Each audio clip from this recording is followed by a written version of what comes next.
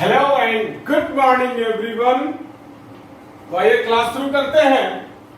तो पिछले क्लास में फिजिक्स का क्लास है।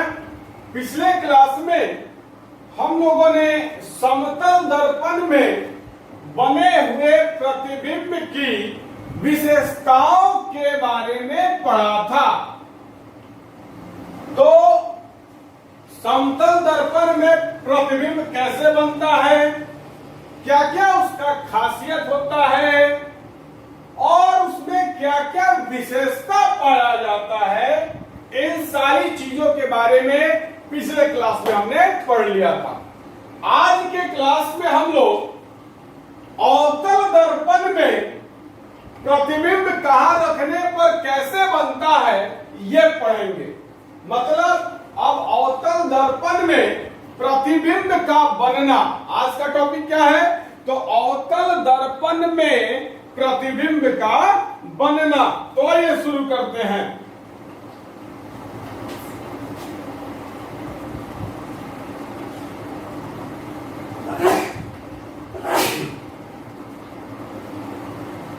अवतल दर्पण के सामने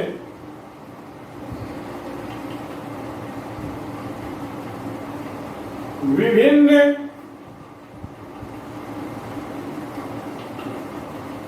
दूरियों, अवतल दर्पण के सामने विभिन्न दूरियों पर रखी वस्तु के प्रतिबिंब, विभिन्न दूरियों पर रखी वस्तु के प्रतिबिंब। चलिए आज का टॉपिक यही है।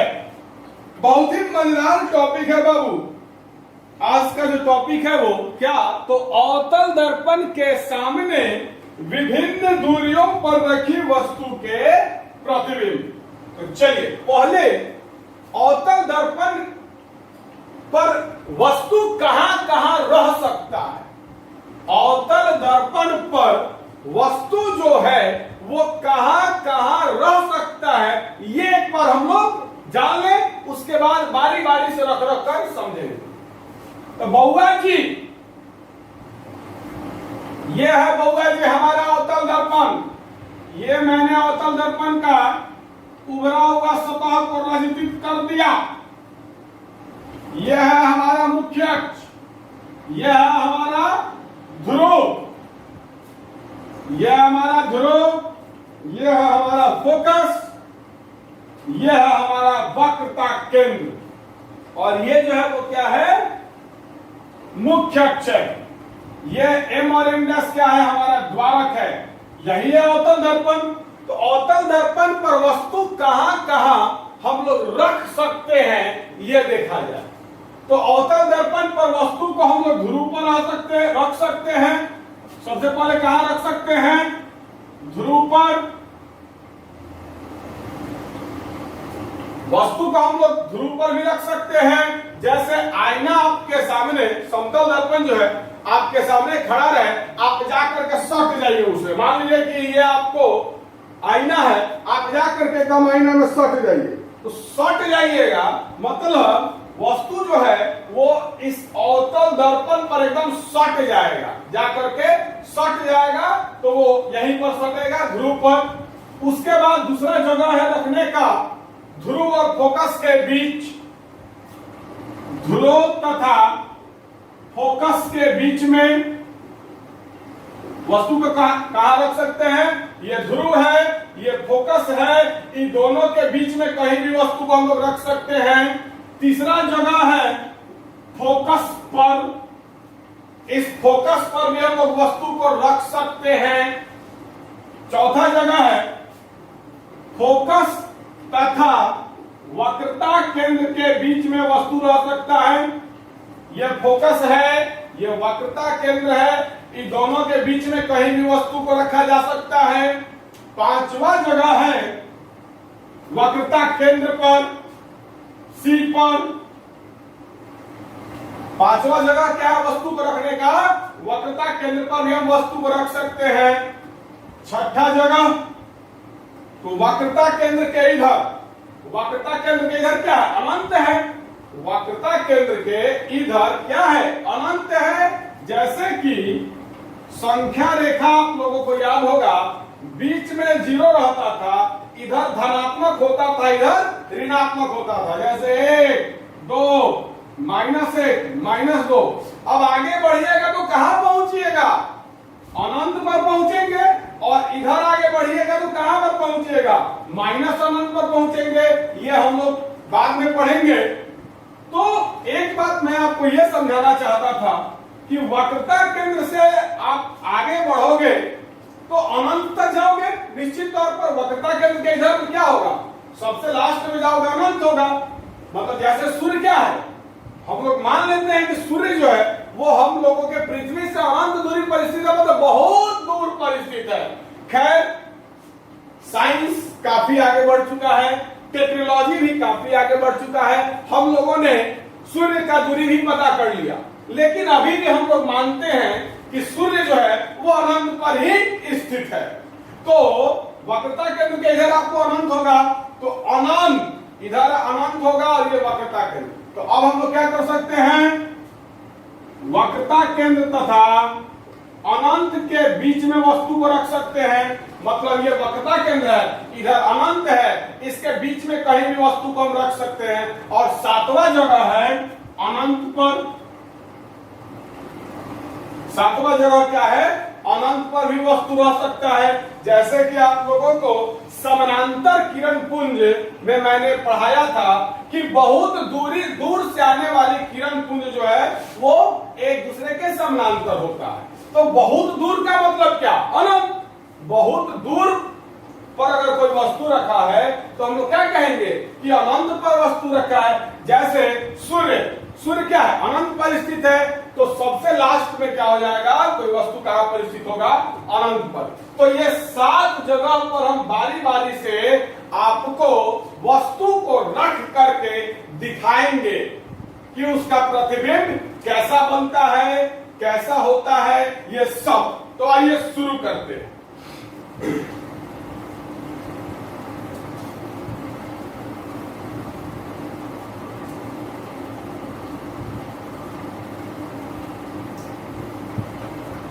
तो आइए शुरू किया जाए। सबसे पहला ध्रुव पर वस्तु कहां रहेगा? ध्रुव पर। ठीक है, ध्रुव बोले तो पोल सूचित करते हैं P से। तो आज का टॉपिक क्या है? तो अवतल दर्पण के सामने विभिन्न दूरियों पर रखी वस्तु का प्रतिबिंब। मतलब अवतल दर्पण के सामने हम कहां पर वस्तु रखेंगे तो उसका प्रतिबिंब कैसा बनेगा, ये हम लोग को आज पढ़ना है। और कहां कहां हम लोग रख सकते हैं ये मैंने थोड़ी देर पहले आपको बता दिया है। तो आइए सबसे पहले हम लोग एक अवतल दर्पण बना लेते हैं।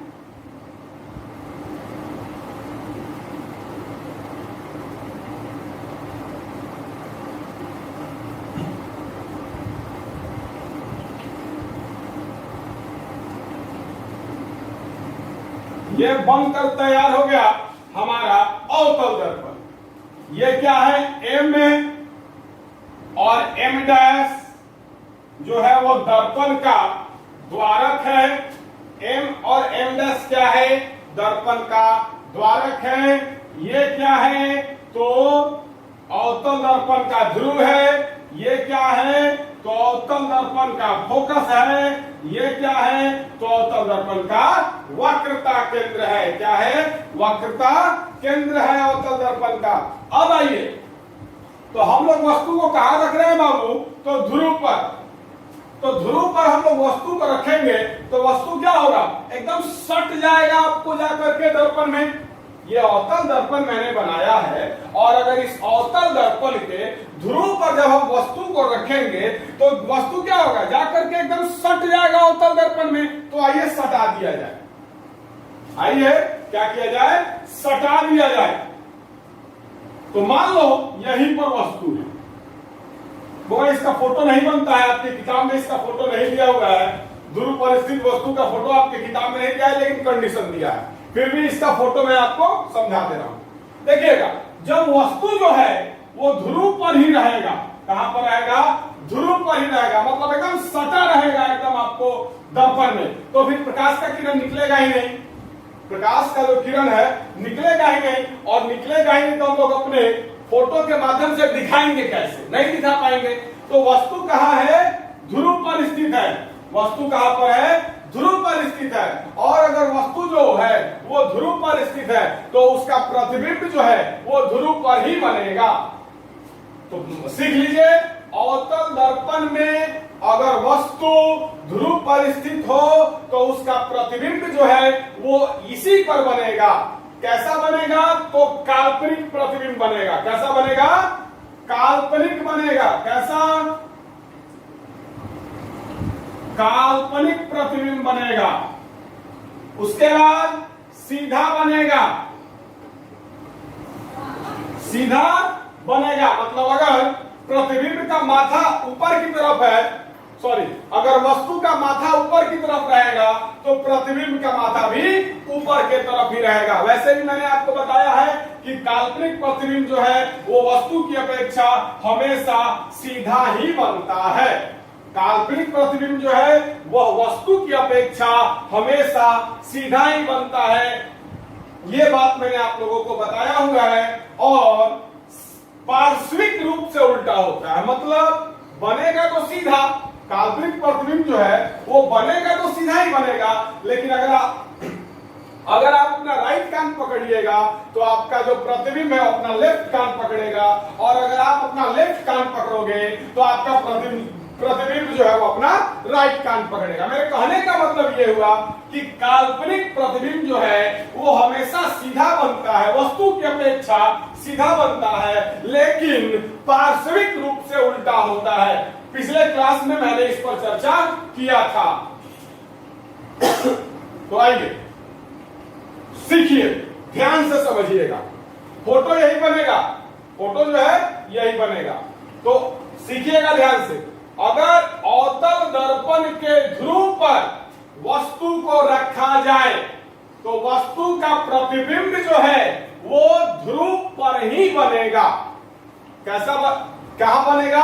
अगर वस्तु को हम ध्रुव पर रख रहे हैं तो उसका प्रतिबिंब भी ध्रुव पर ही बनेगा। कैसा बनेगा बउआ? तो काल्पनिक बनेगा, सीधा बनेगा और वस्तु के बराबर बनेगा। मतलब वस्तु जितना बड़ा वस्तु होगा उतना ही बड़ा प्रतिबिंब भी होगा। अगर इतना बड़ा वस्तु होगा तो इतना ही बड़ा उसका प्रतिबिंब भी बनेगा। तो चलिए, वस्तु अगर ध्रुव पर हो तो प्रतिबिंब का स्थिति क्या होगा? ध्रुव पर ही बनेगा। कैसा बनेगा? तो काल्पनिक बनेगा, काल्पनिक बनेगा और सीधा बनेगा और वस्तु के आकार के बराबर बनेगा। माइंड मैसेज कर लीजिए, इसको आपको नोट्स में दे दिया जाएगा, और आप चाहो तो इस फोटो मतलब नोट्स में फोटो बनाने में आप इस फोटो का हेल्प ले सकते हो, मदद ले सकते हो। मैं जो नोट्स देता हूं उसमें अगर फोटो आपको समझ में नहीं आता है तो आप वीडियो के मदद से फोटो को बना सकते हैं आसानी से। तो चलिए, माइंड में सेट हो गया कि अगर वस्तु जो है ध्रुव पर रहेगा तो उसका प्रतिबिंब ध्रुव पर ही बनेगा, काल्पनिक बनेगा, सीधा बनेगा और बराबर बनेगा, वस्तु के आकार के बराबर बनेगा। अब दूसरा कंडीशन, अब क्या? दूसरा कंडीशन,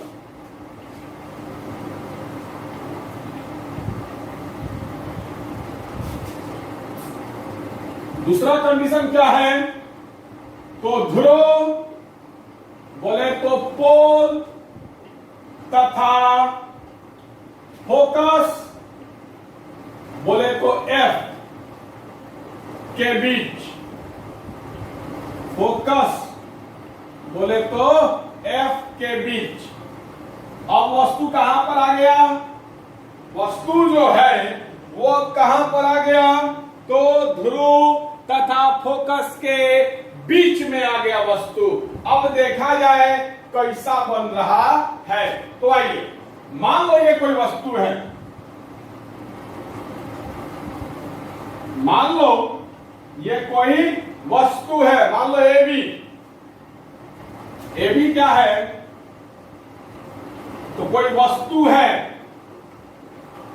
और ये वस्तु कहां पर स्थित है? तो ये फोकस और ध्रुव के बीच में। ये वस्तु कहां पर स्थित है?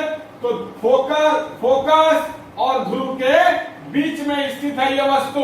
तो मान लो AB जो है वो कोई वस्तु है, A और B। AB क्या है बाबू? कोई वस्तु है। मानने में क्या अर्थ है? मानने में पैसा थोड़ा लग रहा है। मान लो कि AB जो क्या है? कोई वस्तु है।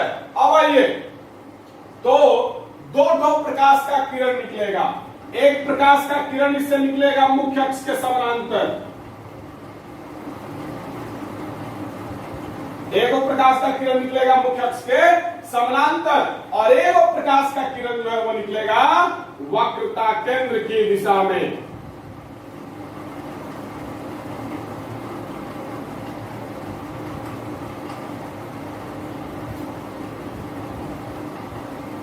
चलिए, थोड़ा सा छोटा फोटो बना है, लेकिन आशा करते हैं कि आप लोगों को दिख रहा होगा। तो चलिए, AB कोई वस्तु है, जो वस्तु आपको ध्रुव तथा फोकस के बीच में स्थित है। अब ये वस्तु से दो प्रकाश का किरण निकलेगा। तो चलिए, प्रतिबिंब का परिभाषा आप लोगों को मैंने बताया है कि किसी बिंदु स्रोत से निकलते हुए प्रकाश की किरणें दर्पण से परावर्तन के बाद जिस बिंदु पर मिलती है या जिस बिंदु से आती हुई प्रतीत होती है, उसे उस बिंदु स्रोत का प्रतिबिंब कहते हैं। तो चलिए, ये जो वस्तु है AB, इससे दो प्रकाश का किरण निकल रहा है। एक प्रकाश का किरण कैसा निकल रहा है? तो मुख्य अक्ष के समानांतर। तो मुख्य अक्ष के समानांतर निकलने वाली प्रकाश की किरणें अवतल दर्पण से परावर्तन के बाद फोकस से होकर गुजरती है। ये बात मैंने आप लोगों को बताया है। तो माइंड में सेट कर लो, मुख्य अक्ष के समानांतर आती हुई प्रकाश की किरणें अवतल दर्पण में परावर्तन के बाद फोकस से होकर गुजरती है। तो आइए,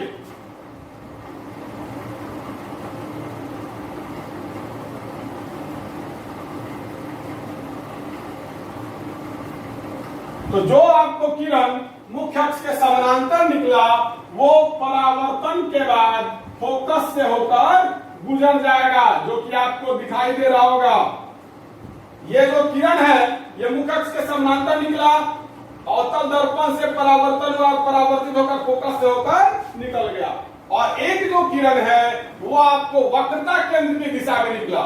मैंने मिटा दिया है, यहां पर मैंने बनाकर मिटा दिया है। ये जो किरण है ये वक्रता केंद्र की दिशा में निकल रहा है। तो आप लोगों को पता है कि वक्रता केंद्र की दिशा में आती हुई प्रकाश की किरण अवतल दर्पण से परावर्तन के बाद पुनः उसी रास्ते वापस लौट जाती है।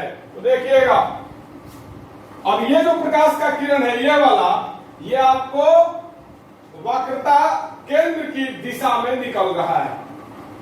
एक प्रकाश का किरण फोकस का दिशा में निकला, और एक प्रकाश का जो किरण है वो वक्रता केंद्र की दिशा में निकल रही है। तो वक्रता केंद्र की दिशा में आ रही है अगर प्रकाश की किरण, तो दर्पण से परावर्तन के बाद वक्रता केंद्र की दिशा से ही निकल जाएगी। तो ये जो प्रकाश का किरण है ये वक्रता केंद्र की से होकर आ रही है, तो परावर्तन के बाद उसी रास्ते वापस लौट जाएगी। ध्यान से देखिएगा।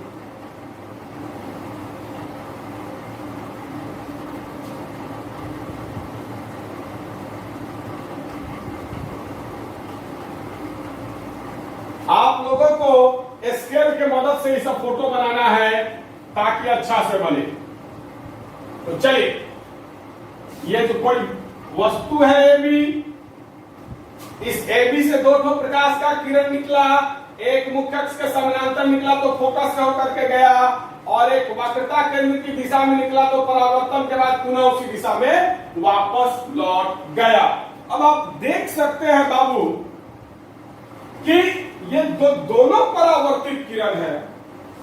एक परावर्तित किरण ये है और एक परावर्तित किरण ये है। ये दोनों परावर्तित किरण के बीच में जगह बढ़ते चला जा रहा है। यहाँ पर कम जगह है, धीरे धीरे धीरे धीरे बढ़ते चला जा रहा है। तो क्या ये दोनों परावर्तित किरण कभी भी एक दूसरे को काटेगा? कहीं नहीं काटेगा, क्योंकि आप देख सकते हैं कि दोनों परावर्तित किरण के बीच में जगह जो है, गैप जो है वो धीरे धीरे बढ़ते चला जा रहा है। ये एकदम इधर चल जाएगा और ये एकदम अपोजिट चला जाएगा। मतलब ये दोनों का दोनों किरण ऐसे निकल रहा है। ध्यान से देखिएगा मेरे हाथ की तरफ, ये दोनों का दोनों प्रकाश का किरण ऐसे निकल रहा है। तो क्या ये दोनों प्रकाश का किरण कभी भी मिलेगा? नहीं मिलेगा। तो फिर क्या होगा? तो हम लोगों को महसूस होगा कि ये जो परावर्तित किरण है ये इस बिंदु से आ रही है।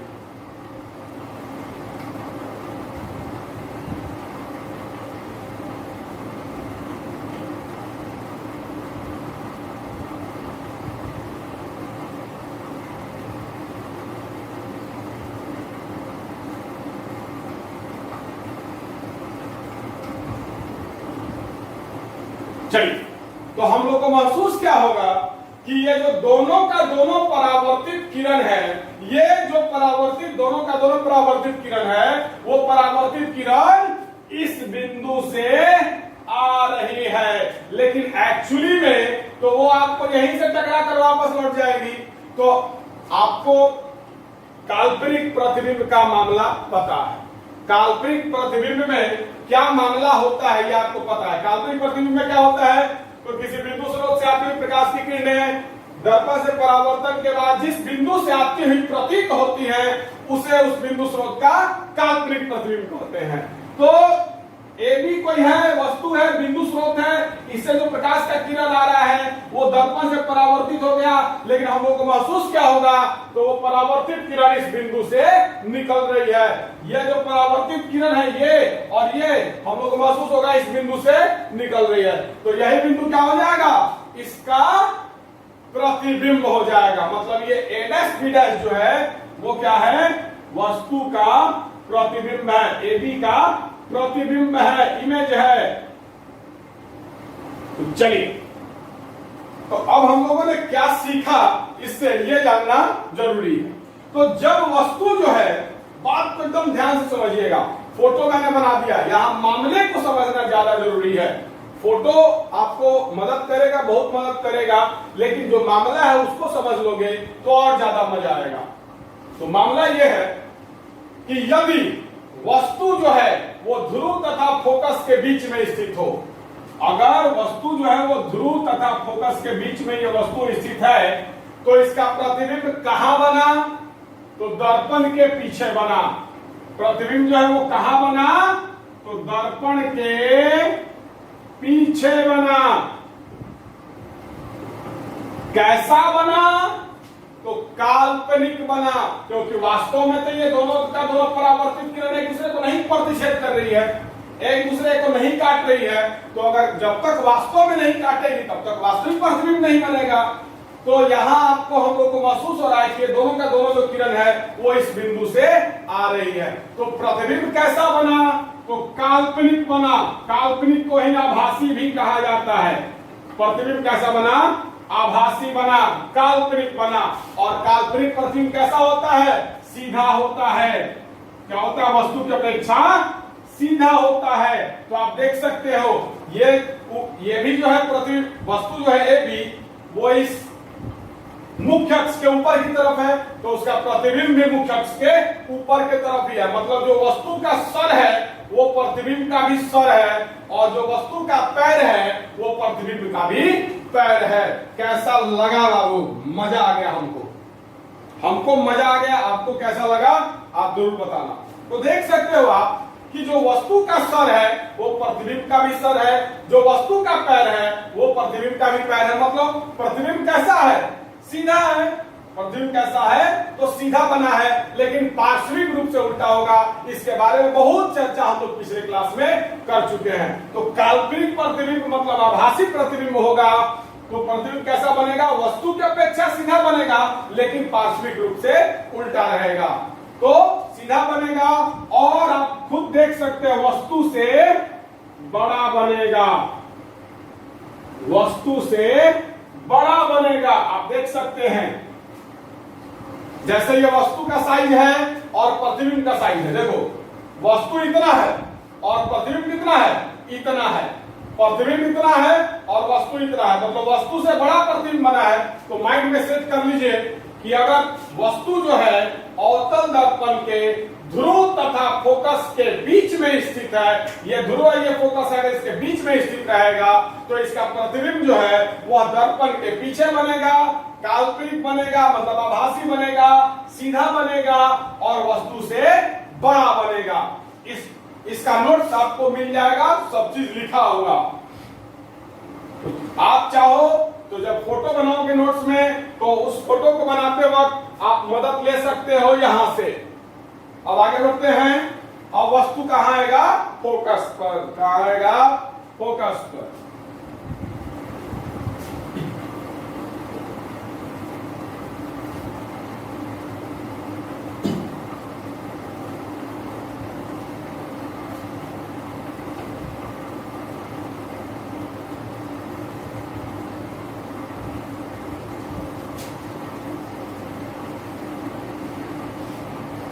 अब आइए तीसरा नंबर, वस्तु कहां आ जाएगा, फोकस पर, मतलब एफ पर। सब तो सिखा दिए हैं। तो आइए अवतल दर्पण बनाइए।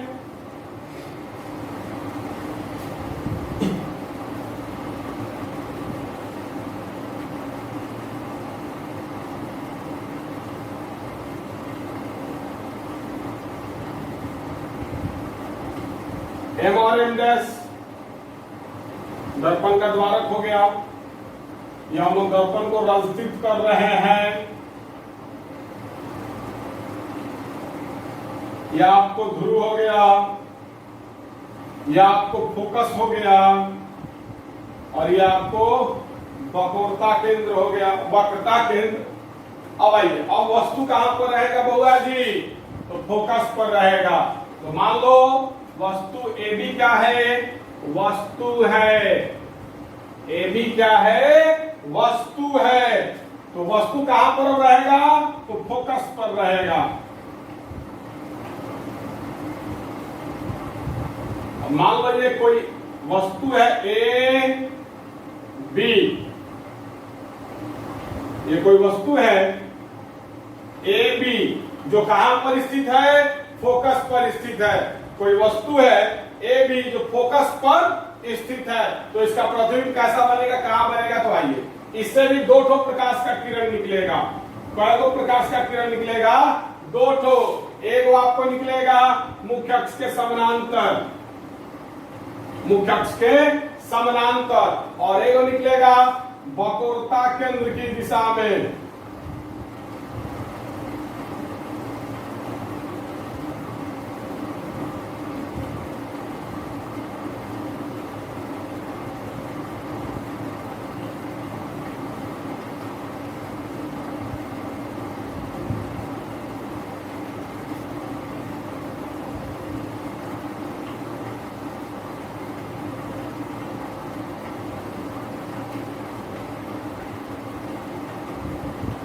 चलिए अब आप देख सकते हैं कि वस्तु अब कहां पर स्थित है, तो फोकस पर स्थित है।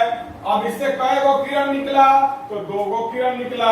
एक गो किरण जो है मुख्य अक्ष के समानांतर निकला और एक गो किरण जो है फोकस के दिशा में निकला। तो आप लोगों को पता है कि मुख्य अक्ष के समानांतर निकलने वाली प्रकाश की किरणें अवतल दर्पण से परावर्तन के बाद फोकस से होकर जाती है।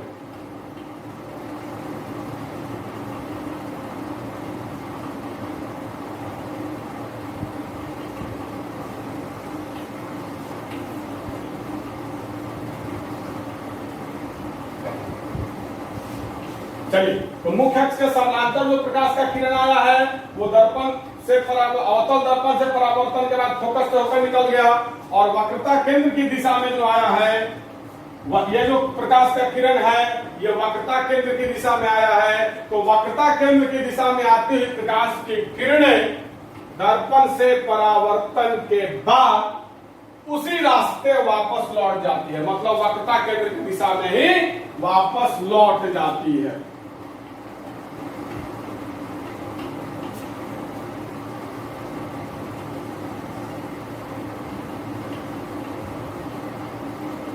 चलिए अब आप लोग देख सकते हैं बाबू यहां पर कि ए बी कोई वस्तु है जो कि कहां पर स्थित है, तो फोकस पर स्थित है।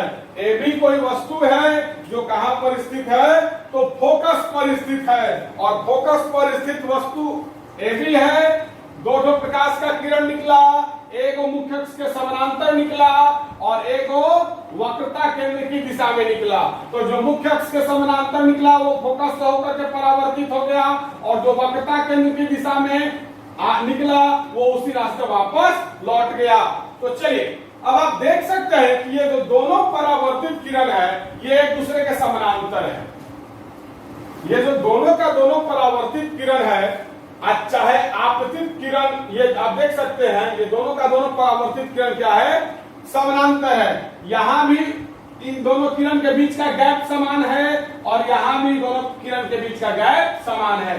तो इधर अगर बढ़ा रहे हैं तो ये नहीं मिलेगा, आगे भी बढ़ा रहे हैं तो नहीं मिलेगा। तो मिलेगा नहीं तो फिर प्रतिबिंब कैसे बनेगा, यहां पर सवाल उठ रहा है। तो हम लोग ये मान लेते हैं कि जो किरण एक दूसरे के समानांतर परावर्तित होती है वो अनंत पर जाकर के मिलती है। ये बात हम लोग मान लेते हैं।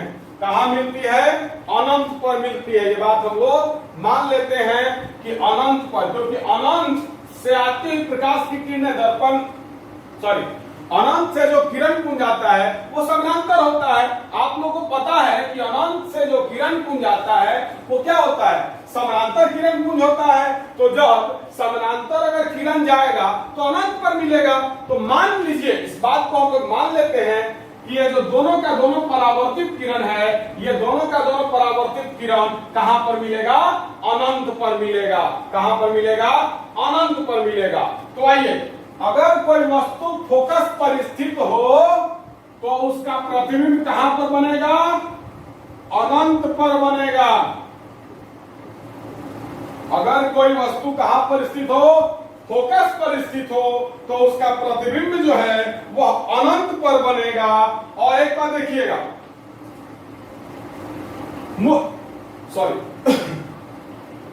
मुख्य अक्ष के ऊपर की तरफ है वस्तु। वस्तु क्या है, यही है ए बी मुख्य अक्ष के ऊपर की तरफ है, लेकिन जो प्रतिबिंब बनेगा वो मुख्य अक्ष के नीचे की तरफ बनेगा। आप देख सकते हैं ये जहां भी मिलेगा नीचे ही मिलेगा, मतलब मुख्य अक्ष के नीचे बनेगा। मतलब प्रतिबिंब क्या होगा, उल्टा होगा। प्रतिबिंब क्या होगा, उल्टा होगा। प्रतिबिंब कैसा होगा, तो उल्टा होगा। मतलब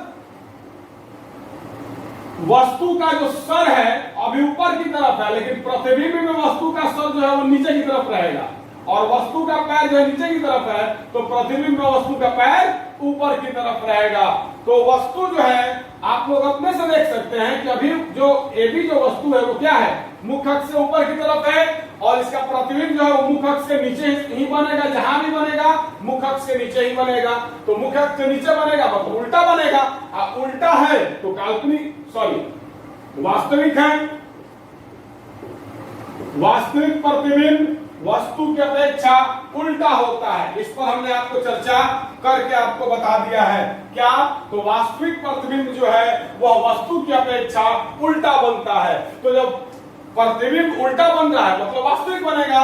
और कैसा बनेगा, तो बहुत बड़ा बनेगा, बहुत बड़ा बनेगा। कैसे बहुत बड़ा बनेगा, तो ध्यान से समझिएगा। ये वस्तु इतना बड़ा है लेकिन ये दोनों तो अनंत पर जाकर के मिलेगा। अब ये मुख्य अक्ष है और अनंत मान लो यहीं पर है, तो देखो ये मान लो तो इतना बड़ा वस्तु है, इतना बड़ा, और प्रतिबिंब बना इतना बड़ा। तो माइंड में सेट कर लीजिए इस बात को कि अगर अवतल दर्पण के फोकस पर वस्तु स्थित रहेगा तो उसका प्रतिबिंब अनंत पर बनेगा, वास्तविक बनेगा, उल्टा बनेगा और बहुत बड़ा बनेगा। इसका नोट्स में आपको मिल जाएगा। इस फोटो का आप सहायता लेकर के नोट्स को तैयार कर लीजिएगा। नोट्स जो मैं आपको दूंगा उसमें अगर फोटो अच्छा से समझ में नहीं आए, चाहे अच्छा से दिखाई नहीं दे, तो फिर आप वीडियो का सहायता लेकर के बना सकते हैं। तो चलिए,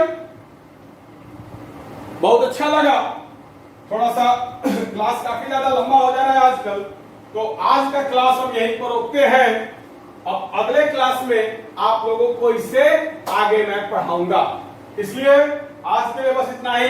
बहुत बहुत धन्यवाद। Have a nice day.